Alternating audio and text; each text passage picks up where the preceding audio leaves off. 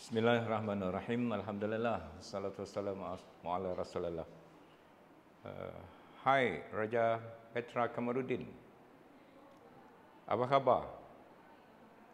Raja Petra ni telah acap kali fitnah saya dan dia pun banyak fitnah orang lain juga. Tapi oleh kerana dia yang pertama rasanya dia ni bankrupt. Jadi nak sama orang bankrupt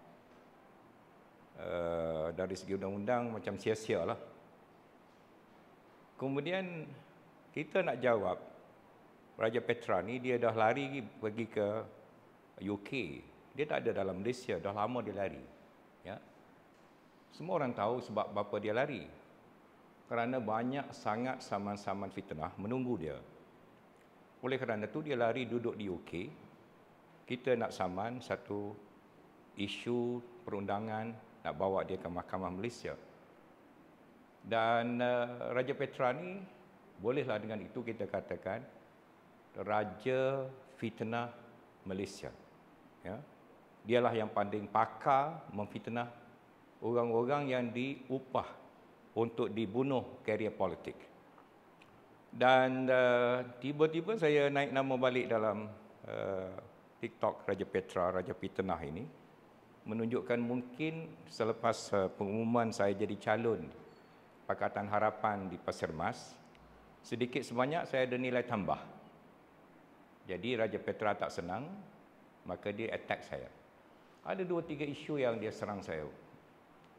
Tuan Raja Petra ataupun Raja Fitnah, saya harap dia dapat dengar.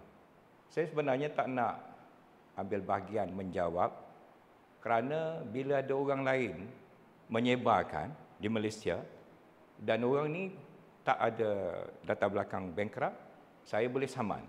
Ya.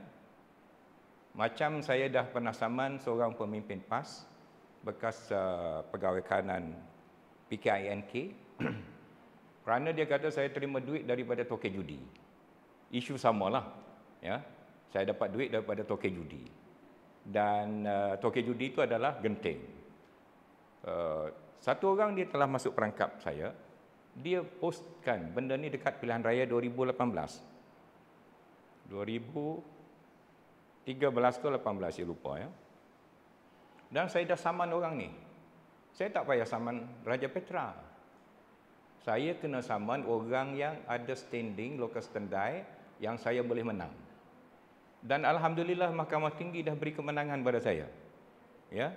Orang yang kata saya terima duit daripada toke judi ni dah kalah saman. Dan dia kena bayar dengan saya duit. Alhamdulillah saya adalah duit sikit pada masa itu kerana menang saman dengan seorang pemimpin PAS yang kata saya terima duit daripada toke judi. Adapun mengenai dengan saya tikam Tok Guru dengan cara saya ambil duit daripada toke genting, saya ubah minit mesyuarat.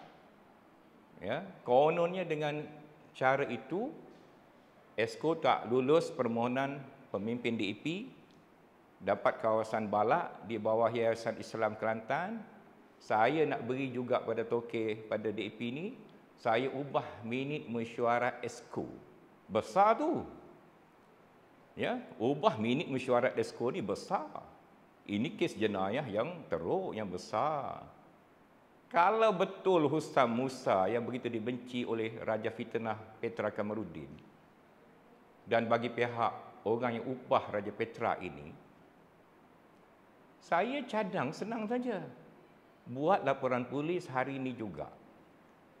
Salah seorang Esko Kerajaan Kelantan, Menteri Besar, Timbalan Menteri Besar, atau atas arahan Esko, Setiausaha Kerajaan Negeri, Pegawai Undang-Undang Kerajaan Negeri, atau mana-mana ahli penyokong PAS boleh membuat laporan polis pada hari ini juga. Ini dah beberapa tahun ni. Mungkin dah masuk 10 tahun lebih. Ya? Tak ada keterlintas nak buat laporan polis. Untuk kenakan Husam, bagi Husam masuk penjara, duduk sama-sama dengan penjenayah-penjenayah keuangan negara yang lain. Ya? Jadi saya cadang Raja Petra, Raja Fitnah ni senang saja. Call Ustaz Hadi, buat laporan polis. Pasal apa saya minta dia call Ustaz Hadi? Pasal kita lihat Raja Petra ada perjumpaan mesra makan malam dengan pemimpin-pemimpin PAS, termasuk Menteri Besar Terengganu, termasuk Presiden PAS. Saya tak ada can nak makan malam dengan Raja Petra. Maklumlah saya orang kecil, ya. Pemimpin PAS dekat 10 orang layan Raja Petra, Raja Fitnah, duduk sekali berbincang fisabilillah dengan cara fitnah orang. Macam ni ke fisabilillah? Ya. Jadi Raja Petra tolong fikir diri sendiri. Baik. Cerita dia macam ini. Nga Komeng ini, pemimpin DIP Perak, dia beli syarikat. Nama syarikat dia Upaya Padu, yang dulunya dimiliki oleh Datuk Wong, yang dapat kawasan ladang dan balak di bawah Yayasan Islam Kelantan. Yayasan Islam Kelantan dah lulus perkara ini kepada Datuk Wong. Nama syarikat Datuk Wong Upaya Padu. Sampai satu masa Datuk Wong dia nak untung mungkin, dia jual kepada orang yang nak beli. Orang yang nak beli itu antaranya adalah syarikat keluarga Nga Komeng. Dan dia dah beli melalui perjanjian, dia ambil alih syarikat tersebut. Dia beli syarikat Upaya Padu tadi, ya. Dalam undang-undang syarikat, dalam undang-undang perniagaan negara kita, bila syarikat tu dah dibeli, ownership ladang dan segala macam dimiliki oleh pembeli yang baru. Namun begitu masa itu, Yayasan Islam Kelantan minta perkara ini dibawa untuk kelulusan lembaga kerana pertukaran hak milik. Dan saya difahamkan, ya, saya difahamkan lembaga Yayasan Islam Kelantan telah luluskan permohonan Nga Komeng pada masa itu untuk ambil alih syarikat Upaya Padu. Bila dah diluluskan oleh lembaga Yayasan Islam Kelantan, dia tidak ada kena-mengena dengan Esko. Saya masa tu pun tak tahu. Bila Raja Fitnah buat cerita, baru saya, Yayasan Islam Kelantan jual pada Nga Komeng. Ya? Tak dibawa ke dalam Esko. Kalau dibawa dalam Esko, mintalah mana-mana Esko yang baik dengan Raja Petra, Raja Fitnah ini, keluarkan bila minit mesyuarat tu. Esko telah berlaku, di mana syarikat Upaya Padu mendapat kelulusan Esko atau ditolak oleh Esko seperti yang didakwa. Satu, laporan polis. Yang kedua, tunjukkan kepada orang ramai laporan ataupun minit mesyuarat Esko yang menunjukkan perkara ini pernah dibawa untuk pertimbangan Esko Kelantan. Jawabnya tidak ada. Don't worry Raja Petra. Tak ada, ya. Dulu saya tak jawab, tapi sekarang oleh kerana keadaan dah berubah, ramai orang terpedaya dengan fitnah ini, parti saya dan pilihan raya PH terjejas, saya berkewajipan jawab. Bukan kerana saya nak layan Raja Petra. Saya tahu ini Raja Fitnah. Tetapi saya jawab bagi menghilang keliruan orang ramai yang tak berdosa. Bawa mana dia minit mesyuarat tu, ya. Minta Menteri Besar, Timbalan Menteri Besar, rakan-rakan Raja Fitnah yang lain, keluarkan minit mesyuarat isu ini pernah dibawa untuk pertimbangan Esko. Jawabnya tidak ada. Jadi yang lulus itu adalah lembaga Yayasan Islam ataupun YIK sahaja. Siapa dia ahli lembaga YIK?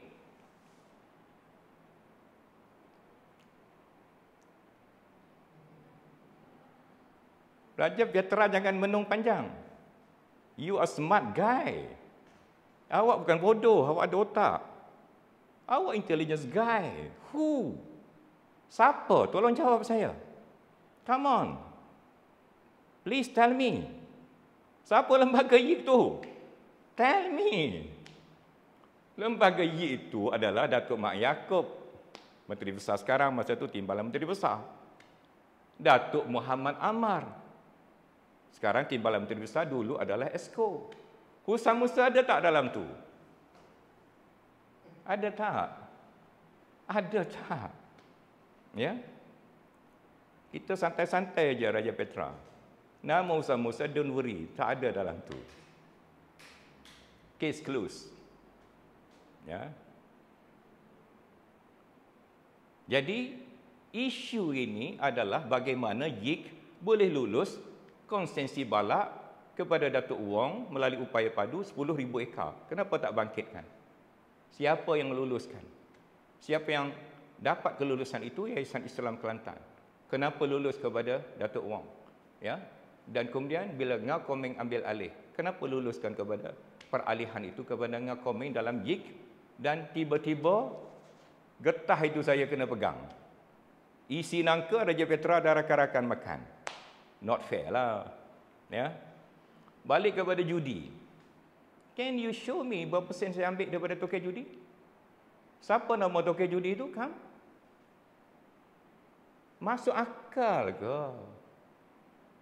Masuk akal ke saya nak ambil duit daripada token judi itu? Baiklah, kalau saya memang tergila-gila nak sangat duit judi itu, token judi itu nak beri pada saya pasal apa? Come on. Be logical lah. Token judi itu, lesen dia bukan di Kelantan. Lesen dia under MOF. Operation dia di Genting Highland dalam negeri Datuk Tuan Ibrahim Tuan Man. Bukan bawah Datuk Usam Musa. Macam mana itu pun boleh tukar. Ya. Genting tu bukan duduk di Gua Musa. Genting tu duduk di Pahang. Kenapa token Genting tu nak bayar Husam Musa? Sedangkan Kelantan tak ada kena-mengena dengan pelesenan apa-apa pun Genting Highland.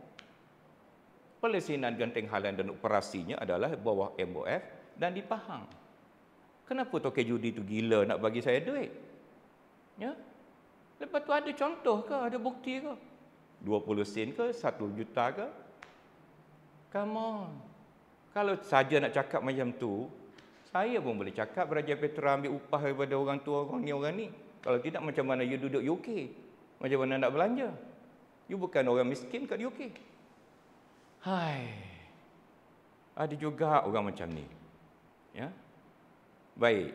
Tentang Tok Guru dengan saya, alhamdulillah. Ya. Kita rapat sampai akhir.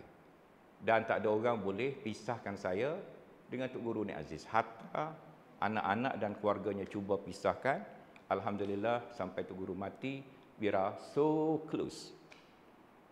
Saya nak beritahu pada para hadirin, ya, sebulan lebih sedikit sebelum Tok Guru meninggal, semasa dia masih sedar, saya ziarah ke hospital USM di ward dia. Masa itu bekas setiausaha akhbar Tok Guru, Ustaz Allahyarham Ustaz Wan Ismail ada sekali. Lepas Ustaz Wan Ismail keluar, Tok Guru panggil saya duduk sebelah dia. Apa yang kami bincangkan? Yang kami bincangkan adalah ayat ke-24 surah Abasa, ya.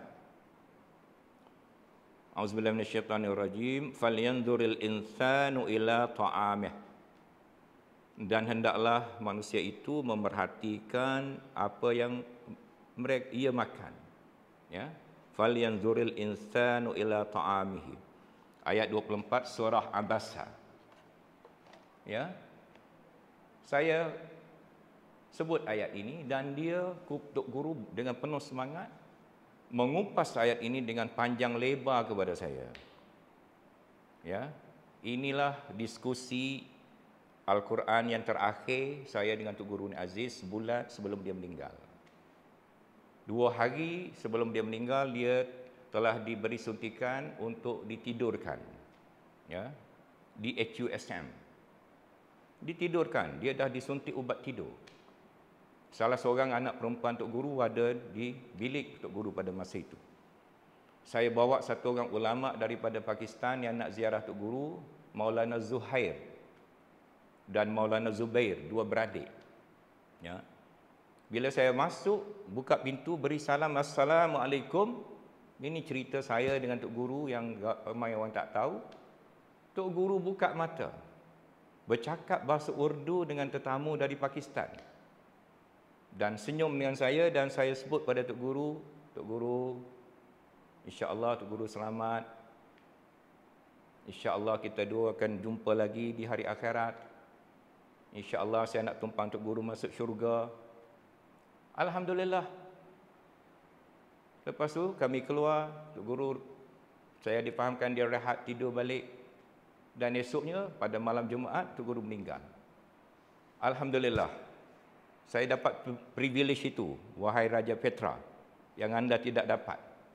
Dan anda nak potong urusan persahabatan kami dengan macam ini, sedangkan keluarganya sendiri menyaksikan bagaimana Tok Guru begitu sayang pada saya, dan saya lebih-lebih lagi sayang pada Tok Guru ni Aziz. Sekian, wassalamualaikum warahmatullahi wabarakatuh.